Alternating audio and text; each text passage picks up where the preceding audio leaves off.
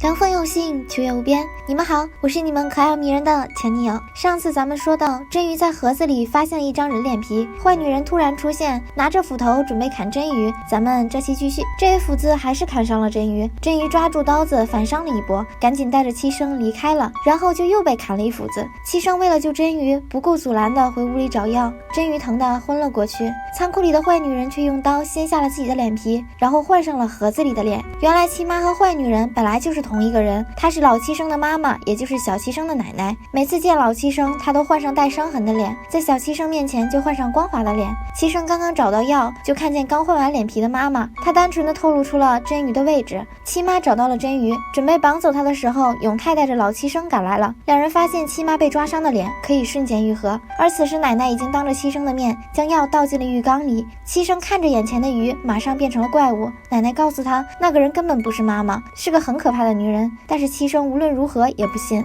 另一边，两方对峙的时候，真鱼找到盒子丢了出来，里面放着那张带伤痕的脸皮，真相终于大白了。老七生知道了这个女人就是自己的妈妈。25年前，老七生说妈妈占有欲太强了，总是跟踪她，不让她接触其他人，所以离婚后她要跟着父亲走。七妈就觉得自己的天都要塌了，她拿出了祖传的人鱼肉，骗老七生跟她一起吃下。谁知她吃下以后，老七生吃的时候感觉喉咙疼痛难忍，吐了出来。老七生被送走了，七妈的脸却因为人鱼毒素留下了严重的伤疤。她想过寻死，却因为长生不老无法自杀成功。她不敢出去见人，只能偷偷看着老七生一点点长大，然后看着小七生出生。她终于忍不住抢走了小七生，之后又偶然到海边发现了一具溺水而亡的尸体，得到了现在这张脸皮。七生赶过来时，场面一度十分混乱，七妈直接砍了永泰一斧子，把七生拉进了仓库里。原来七妈一直打定主意想让七生跟自己一样长生不老，所以她才从小给七生吃人鱼肉磨成的粉末，让他一点点适应人鱼肉的毒性。七妈还是沉浸在当年养七生的回忆里，不愿意出来。她只希望小七生能一直陪在她身边，于是她不顾所有人的阻止，拿出了人鱼肉递给七生。七生第一次对自己的妈妈产生了怀疑。